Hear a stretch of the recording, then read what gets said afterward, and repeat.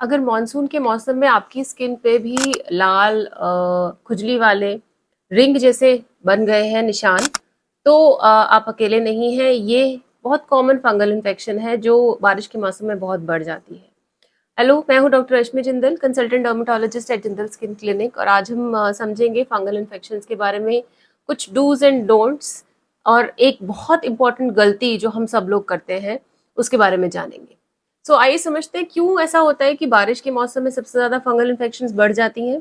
Fungus को पनपने के लिए, ग्रो करने के लिए चाहिए होता है नमी और गर्मी। अब बारिश के मौसम में ह्यूमिडिटी की वजह से और गर्मी की वजह से ये दोनों ही चीजें उसको मिल जाती हैं, इसलिए फंगल इन्फेक्शंस बहुत ज्यादा होती हैं।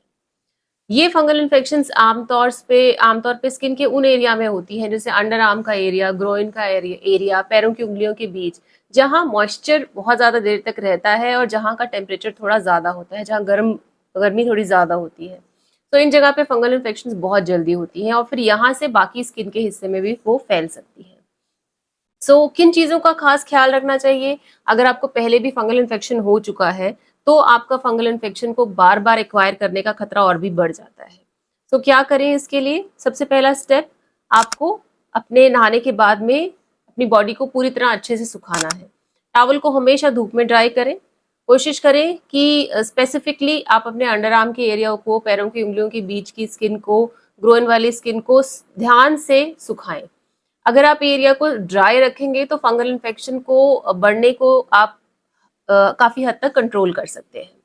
दूसरा स्टेप, गीले कपड़े बहुत ज्यादा देर तक मत पहनिए। अगर आप जिम से आए हैं, अगर आप बारिश में भीग गए हैं, तो आकर तुरंत उन कपड़ों को चेंज कर दीजिए। जितनी ज्यादा देर तक वो गीले कपड़े आपके स्किन के कांटेक्ट में रहेंगे, आपका फंगल इन्फेक्शन होने का खतरा बढ़ते जाएगा। तीसरा, कोशिश करें कि हमेशा ढीले सिंथेटिक कपड़ों को छोड़कर कॉटन के कपड़े पहने। सिंथेटिक कपड़े जितना टाइम तक स्किन के कांटेक्ट में रहते हैं, वो नमी और गर्मी को बढ़ाते हैं, और ढीले कॉटन के क्लोथ्स आपको ड्राई करने में स्किन को बहुत ज्यादा हद तक हेल्प करते हैं। जीन्स पहनने से दूर रहें, ट्राउजर्स पहने, और बहुत ज्यादा स्किन हगिंग क्लोथ्स मत पहनिए। थोड़ा सा ढीले कपड़े स्पेशली आजकल के मानसून वाले वेदर में पहनिए। एक और बहुत इंपॉर्टेंट चीज, बहुत बार हम अपने जूतों को अच्छे से सुखाते नहीं हैं, और बारिश में भी भीग कर आ जाते हैं, और हमारे पैरों का पसीना भी जूतों को गीला कर देता है। ध्यान रहे, हफ्ते में एक बार कम से कम जब भी तेज धूप निकली हो, अपने जूतों को कुछ समय के लिए धूप में जरूर रखें, ताकि वो अंदर से सूख जाएं और उनके अंदर फंगस ना पनपे। ये भी एक बहुत इंपॉर्टेंट स्टेप है जिसको हमें फॉलो करना बहुत जरूरी है। ये थे कुछ इंपॉर्टेंट डूज। बहुत से लोग ये भी कहते हैं कि anti fungal powder, dusting powders का इस्तेमाल करना चाहिए। एज अ डर्मेटोलॉजिस्ट मैं इसकी सलाह नहीं देती। क्यों? क्योंकि इन डस्टिंग पाउडर्स में थोड़ी थोड़ी मात्रा में एंटी फंगल होता है। अगर हम उसे लंबे टाइम तक यूज करते रहेंगे, तो हो सकता है हमारी स्किन में उस फंगस एंटी फंगल के प्रति रेजिस्टेंस डेवलप हो जाए। जो जो हम फंगल इन्फेक्शन एक्वायर करेंगे, हो सकता है नॉर्मल एंटी फंगल क्रीम से वो ठीक ना हो। अगर आप पाउडर यूज करना चाहते हैं, तो नॉर्मल डस्टिंग पाउडर्स यूज कीजिए, एंटी फंगल वाले डस्टिंग पाउडर्स अवॉइड किया कीजिए। अब कौन सी चीजें और आपको नहीं करनी है? एक तो sharing of clothes, sharing of towel, sharing of shoes नहीं करना है, क्योंकि इसी तरह से फंगल इन्फेक्शंस एक से दूसरे को फैलती है। अगर आप अपने हाइजेनिक क्लोथ्स दूसरों से शेयर नहीं करेंगे, तो आपके फंगल इन्फेक्शन एक्वायर करने का खतरा कम हो जाएगा।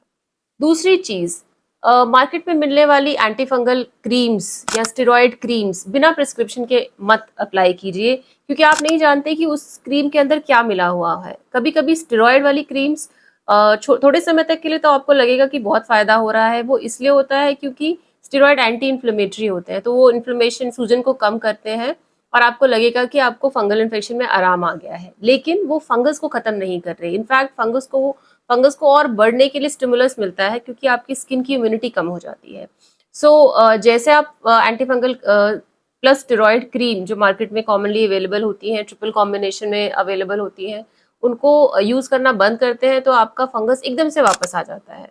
मेरे पास बहुत सारे पेशेंट आते हैं क्लिनिक में जो इसी उससे कहते हैं कि ये क्रीम लगा रही हूँ, ठीक तो हो जाता है, लेकिन वापस आ जाता है। वो ये मानते रहते हैं कि क्रीम असरदार तो है, लेकिन लंबे टाइम तक रिलीफ नहीं दे रही, बल्कि वो क्रीम उनको नुकसान कर रही है। ऐसी नॉन प्रिस्क्रिप्शन क्रीम्स को बिल्कुल यूज मत कीजिए। तीसरा,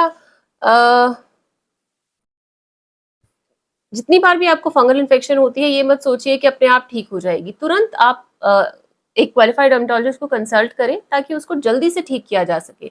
अगर एक निशान है तो हम उसे कम दवाई से ठीक कर सकते हैं, लेकिन वही निशान अगर आपके पूरे शरीर में फैल जाएगा तो हमें दवा भी ज्यादा देनी पड़ेगी और लंबे समय तक के लिए भी देनी पड़ेगी। तो ये कुछ सिंपल टिप्स हैं, अगर आप इनका ख्याल रखेंगे तो आप फंगल इन्फेक्शन से बच सकते हैं, और अगर आपको हो गया तो जल्दी ठीक भी कर सकते हैं। हमने एक बात की थी एक बड़ी गलती के बारे में जो बहुत से लोग करते हैं। वो गलती है कि जब ट्रीटमेंट शुरू करते हैं 15-20 दिन ट्रीटमेंट करके ऐसा लगता है कि इन्फेक्शन ठीक हो गया, बहुत से लोग तभी दवाई बंद कर देते हैं। लेकिन आजकल फंगल इन्फेक्शन का ट्रीटमेंट थोड़ा लॉन्ग टाइम चलता है, कम से कम 2 से 3 महीने तक दवा खानी और लगानी पड़ती है। तो जब आपने डॉक्टर को दिखाया है, आपने डर्मेटोलॉजिस्ट को दिखाया है और ट्रीटमेंट शुरू कराया है, तो 15-20 दिन के बाद ही थोड़ा आराम होते ही दवाई बंद मत करिए। जब तक आपको एडवाइस नहीं किया जाता है कि अब आप दवाई बंद कर सकते हैं, तब तक आपको दवाई कम से कम चालू रखनी पड़ेगी और चालू रखनी चाहिए। तो इन सिंपल टिप्स को दिमाग में अगर आप रखेंगे तो आप इस मॉनसून सीजन में फंगल इन्फेक्शन से जरूर बच पाएंगे। फिर भी अगर आप कोई सवाल पूछना चाहते हैं फंगल इन्फेक्शंस के बारे में तो ज़रूर हमको कमेंट्स में लिखिए, हम पूरी कोशिश करेंगे उसका जवाब देने की। Thank you, do subscribe to the channel and like the video.